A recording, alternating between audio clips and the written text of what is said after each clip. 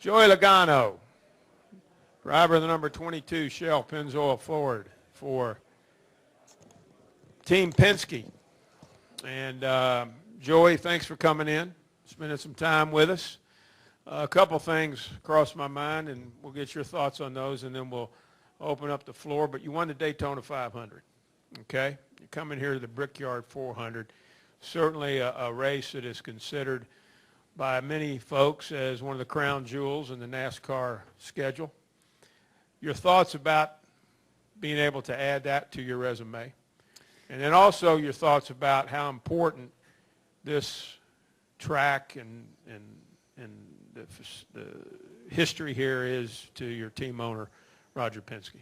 Yeah, I think I was going to go that direction anyway. Actually, it's anytime we hear Indy coming up, we start getting the calls from Roger. We start we really want to win this race. This is the one on his bucket list that he ain't gotten yet, and we talk about it a lot. And it'd be very special to give him a Brickyard 400 along with the Indy 500 that he won earlier this year up here, along with the Daytona 500 we won earlier too. So this could be quite the trifecta if we can make it happen. But we got a lot more practice the rest of the day today to try to tune in our Shell Pennzoil Ford. We need a little bit of work right now.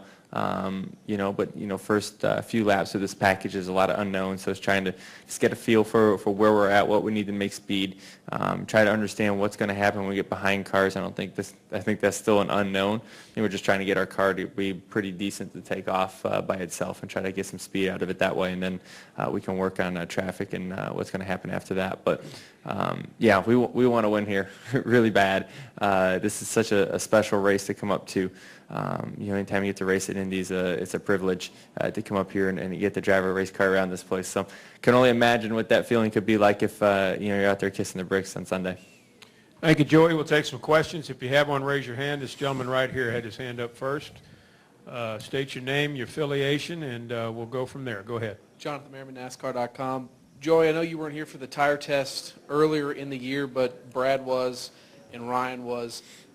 Did what they learned from that test, do you throw those notes out the window here with the new drag package? And from your experience in the car, how much is it different from last year? I wouldn't ever say you throw notes out the window. A lot of times you come back to them. But there's a lot different. You look at the bumper extension, you look at the spoiler. Obviously, those are the two that stand out visually the most. But there's so many changes when you change the amount of time you're on the throttle. All that just changes the setup so much of what works. I still think a fast race car is a fast race car, and there's some things that definitely still transfer over. And I think you look at front end settings and stuff like that. If you tested that at the test, I think a lot of that transfers over. But there is still quite a bit of difference, though. I think when you look at where your wedge, your track bar, or nose weight, all those three things for sure, maybe rear spring, stuff like that, those change probably the most when you have a package that's so different than what they tested here or what we ran last year even. And those, just trying to find the balance of those three is a challenge enough, but obviously there's a lot more to that package than just that. Take this young man right here. I can't remember your name, but I know you're here every year. Right here. Go ahead. Oh, I'm sorry. Dick Midman, 500 Yes. old timer. How different is driving in Daytona compared to driving here? A lot different. Daytona, we got, we're wide open all the way around. We got restrictor plates on the cars. It's a completely different package than where we are here. Obviously, you would think kind of we're trying to add drafting with this high drag package. But we're still making quite a bit more horsepower than we do at Daytona. We got to lift quite a bit more than we do at Daytona or Talladega, one of those type of racetracks. So, it'll be interesting to see how the race plays out for that reason. We'll see. But it's so different. You can't really compare the two. Just so many different pieces on the car. Raise your hand. Who has the next question? Let's go back here to my man Jerry, and then we'll go to Stan, and then Claire. Jerry Jordan kicking the tires. Joey, on the track during practice, some of the drivers were talking about the spoiler not being able to see out the back with the wicker. What have you noticed with the new package with that? It's challenging to see. You have a small gap where the spoiler is clear, and you can see out of that, and then obviously the wicker's on top of that, so it's kind of hard, you only get a certain amount. I think I can see about 5 car lengths behind me, and then any cars that are further back than that I can't see, which isn't the end of the world. If you're 5 car lengths back, you're probably not too worried about it anyway.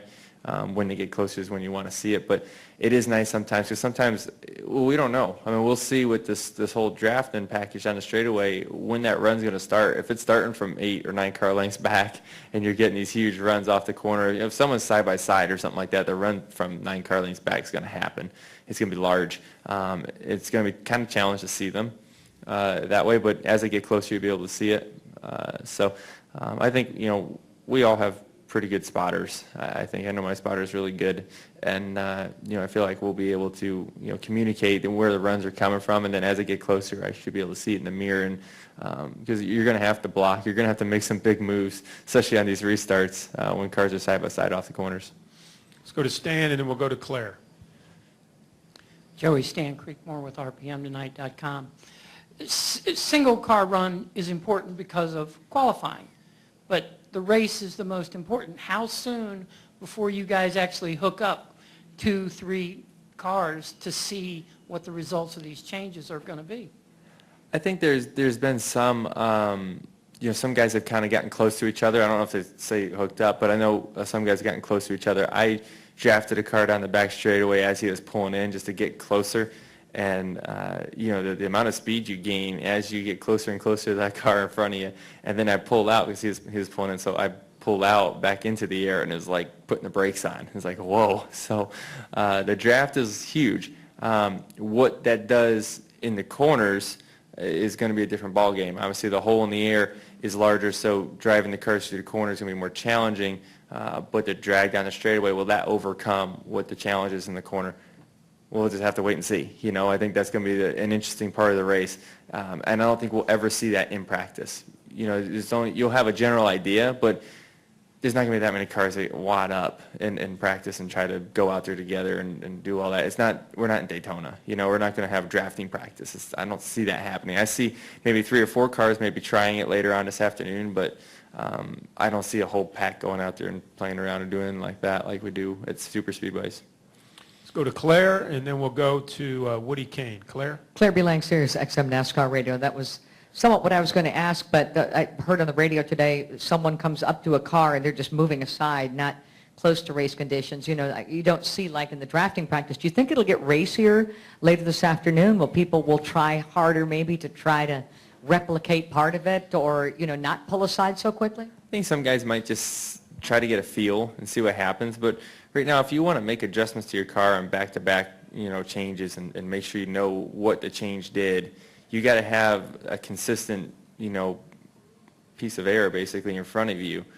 If you start getting cars in front of you, your car's going to handle different, so then you're not going to know what your car did from one run to the other, because it depends on how far back you are or whatever. So everyone's looking for clean air right now so they can see what the changes do to their car so they can make the best decisions and the best adjustments going into Saturday qualifying and Sunday, obviously for the race. So we're all just looking for consistent runs from run to run to make sure that we know what our changes are doing right now. Let's go to Woody Kane, back in the blue. And then Jared, did you have a question? Okay. Woody Kane with MRN. Look ahead for us, if you will, to Pocono next week. A top 5 for you there last time. You had the big bump issue. Now, reportedly, that's been taken care of. What are you looking forward to going there this time? I'm looking forward to the bump's not there because that was our worst corner. So if the bump's gone, I thought we were actually really good. I thought we were one of the best cars in 1 and 3, and maybe I felt like a 20th car in turn 2. So I think that's a good thing to get it all smoothed out. I mean, it is a jump. I mean, it's crazy that we obviously you look at pictures when we went through the corners and stuff, and there's pictures that both front tires are off the ground, like literally off the ground. And so that's not okay. So I think I'm glad they fixed it. I think it'll help us, and I look forward to going to Pocono. It's always been a good racetrack for me in the last few years. So I look forward to going back. Go to Jared, and then Brant, and then Jay. Yeah, Jared Turner, FoxSports.com. A couple quick things. Chevy's pretty much crushed the competition here for a number of years. What are your thoughts about that? And secondly, Jeff Gordon is going to become NASCAR's new Ironman for most consecutive starts at New Hampshire in September. As a fairly young guy, what are your thoughts about that? I got a long ways to go. I mean, that's pretty cool. So that'd be most consecutive starts at Loudon. That's kind of cool. It's I remember watching him when I was 6 years old at Loudon, watching my first Cup race there, and he won. And you know, it's amazing. He's been racing forever. You know, and obviously for a 6-year-old kid, and he's still racing out. That's forever to me, at least. So it's pretty cool to be out there racing against one of the best, and that's a cool milestone. Didn't know that was coming. So pretty neat. I'm sure he's got plenty of records as it is, but I'm sure it's cool to add another record anytime you can. As far as Chevy's dominance. Oh, I forgot here, that question. I didn't want to talk about that. I want to talk about Ford's dominating here this weekend. That's what I want to do. Obviously, they've been fast here. They got great teams. You know, they have teams that have great drivers on them. You know, and you know, obviously this has been a racetrack that their package lines up for them. They make good horsepower. It's a horsepower racetrack. We're on the gas a lot. And this week isn't going to be any different. It's going to actually be more. You know, on the gas even more than we've ever been here on this racetrack. So, you know, I don't see it changing this week, that they won't be a threat. Obviously, they're going to be a threat. They are every week. But, you know, I think we'll be in the hunt. I think we'll have a good shot to race against these guys. And, you know, we just got to keep working on our car right now. We're off a little bit right now. We need to get our car handling better, which I feel confident Todd will fix it up for me. And we'll have something by Sunday comes around. But they're going to be tough like they always are. I mean, like I said, when you have teams that are that good and you have drivers that are that good, they're always going to be a threat. Front row here to Brant, and then we'll go back to Jay. Brant James, USA Today Sports. You alluded to it earlier about obviously how much winning here means to Roger, but if you could just elaborate on the various ways maybe he sort of lets that, you know, be known to the shop and to you guys. And does he dangle any sort of incentive out there for giving him that win other than the thought of making him very happy? I don't think you really need any more incentive besides giving Roger Penske another win at Indy. You know, you want to add your name to the list of guys that have won here for him. You know, every time I walk in the shop, you know, first thing you see is all these Indy 500 trophies and the helmets that they wore when they won that race in the picture, and it's really cool. And, you know, obviously, you know, different type of car, but it'd be really cool to give him his first win, you know, in a Sprint Cup Series at this racetrack. How neat is that? And I don't really need extra incentive for that. That's incentive enough for me to go out there and want to make this happen. And that trickles down throughout the whole company. We all want to come up here and give our you know, our best effort and try to execute the race the best we know how to, and build the fastest cars we know how to before we get here. But you know, we do that every week. You know, we do that for every single racetrack. But you know, there's just a little bit added for this one. It's like going down to Daytona. You really want to win the Daytona 500 because it's the, you know, one of the biggest races of the year. You know, this is the same story, but it's even a little bit more special for, I think, Team Penske than it is for even everyone else. Is there a point in the calendar though where he starts saying, "Yeah, Brickyard's coming"? I mean, does he start texting you more, talking? You know, he doesn't have to. He doesn't have to. We feel it without him saying it, believe me. And we talk about it. And obviously, when this rule package came out, you know, he didn't have to come to us and say, "Hey, we're going to have to develop this thing as quick as we can." We were already doing that. We know how important it is to him and how bad he wants to win this thing. So not a surprise to us that you know, that he wants to do it. And I don't feel like he's not pressuring down on us more, but he doesn't really have to. He's made it known over the last few years how bad he wants to win this race, and that hasn't changed. Let's go back to Jay, and then we'll go from there, see who else we have. Go ahead, Jay. Jay Penwell, Fox Sports. My question was similar to Brant's, but you won the Daytona 500 early in the year. What would it mean to come here and celebrate in Victory Lane, win the Brickyard 400, and have those two accomplishments in the same season? That's something you talk about forever, right? I think who was the last guy to be able to do that? Wasn't it Jamie? Jamie McMurray. Yeah, Jamie. He won the Coke 600 too, right? That year, I think he won all three. He may have. Yeah, that's pretty amazing. American Pharaoh. Yeah, that was That was an amazing year. I remember watching that, and I was racing against him then, and it was spectacular to do that. We missed the Coca-Cola 600, but we got a shot this weekend, and I look at Indy and Daytona as the two biggest races of the year, as far as just the prestige and the history behind the races. Obviously, now we put Homestead in that, hopefully, is the most important race, hopefully. But for everybody, Indy is just a special place to come to. Every time you drive in this place, you're like, wow, this is cool. This is Indy. You walk, this morning I was walking from the trailer to the garage, and you walk under and you see the racetrack and all that, and you see Gasoline Alley, and it's like, that's pretty cool. It's kind of badass that we're even here. I still get the chills that it's neat, and it's fun to be here. So winning, obviously, it'd be special, very special. And if we're able to do the 500 and the Brickyard 400 the same year, it'd be really cool. He's got two more. It looks like actually three more. Dustin and the young man next to him, and then we'll finish with Woody. Dustin Long, NBC Sports. Joey, I understand that this track has always been challenging, always will be challenging regardless. With this package, is it changed the challenge? I mean, there's still a difficulty with this place. Does it compound? Did you have to do more going into this weekend, or was it just, it's Indy, it's always going to be a tough weekend type of approach? It's Indy. And really, right now we haven't seen anything different because we're not out there in a pack and seeing what's going on out there.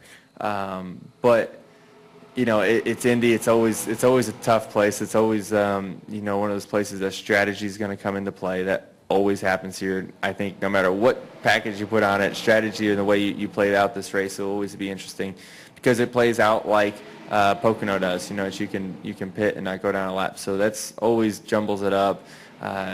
Seen here in the past that 2 tires, no tires. We've seen that jumble up the field a lot. Last year there was a competition caution, and that really jumbled up the field. So there's just so many things that just kind of mixes everything up as far as the strategy of the race that makes this very challenging. As a driver, it's all about restarts. You gotta be on your game, and you gotta make sure your car is good for that. And this year obviously we'll have track bar adjusters and all that, so it kind of, what we can do to adjust our cars to make ourselves better for restarts compared to where we are in long runs and all that. That's going to come into play a lot, and what we're in dirty air to clean air and all that. So that adjustment will be pretty big to make sure you're up on that. How does the gearing affect it? I know they're still trying to figure out the gearing. How does that impact it looking ahead to the restarts and on Sunday? I think all of us always want more gear. As a race car driver, you want more gear because that just gives you more power, more, get up and go off the corners. So we're always like, more gear, more gear. Engine guys may be the opposite because that's just winding their stuff up tighter and putting things more on the edge. So, I think there's a sweet spot that all of us know we want to get to. So it sounds like we'll make some changes here and just try to, hone in on that. But I think gear is a good thing. I think gear adds better racing. The more throttle response you get off the corners, the more you have a chance of passing somebody or someone making a mistake in front of you or something like that, which just promotes passing. So I think we always push that direction. Go ahead, young man. Zach Worrell, Butler University. Joey, Greg said during practice that they noticed like a 1 second fall off. Were you guys expecting any kind of fall off coming into this weekend? And how do you think that what kind of effects do you think that'll have come Sunday? Maybe fall off because, when straightaways are this long, you lose maybe a tenth off the corner. Well, it's compounded to 2 or 3 tenths by the time you get to the end of the other straightaway. So, you can, it's one of those places you can say, oh, I can find a half second pretty quick. It's just, there's 4 turns here. There's actually 4 turns. I know we just say there's 4 turns at all these other places. I don't know why we do that, but there's actually 4 turns here. And, that's, there's more areas to gain or lose time, really. So, I think when you look at it and you say you're a half second off or, something like that, it's not as far off as it typically is because you can make a little change and have more areas to gain on that. So, final question, Woody. When you were talking earlier about the Gordon Ironman thing and said you got a long way to go, it made me think of something earlier. I think we kind of tend to forget how long you actually have been here since you started so young. But who was the person that early on really propelled you on this path that you're at now, at this level that you're at, and helped you get to where you are, and how did they do that? Well, there's a lot of people, that helped me along throughout different stages of my career. And I always remember when I first started Racing Cup and I was getting my butt kicked consistently, I had Mike McLaughlin with me that helped me kind of get along, helped me know what I need as a driver, try to figure out that stuff. We'd watch races together and watch and try to critique what other people are doing and try to, put that into my style and trying different things and looking at different lines. And he was kind of like, we went everywhere together. We just did it all and just kind of helped me communicate to my crew chief. And it was all kind of it's kind of a partnership there, which helped me a lot in the beginning part of my career.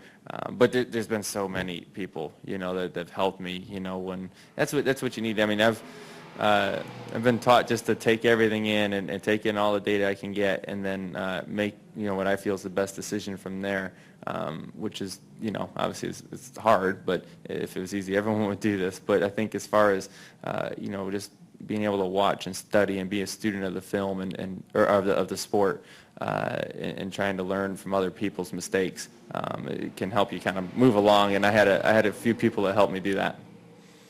Joey, thank you so much for coming in today. Good luck this weekend at Indy. Thank you. Appreciate it. Thank you.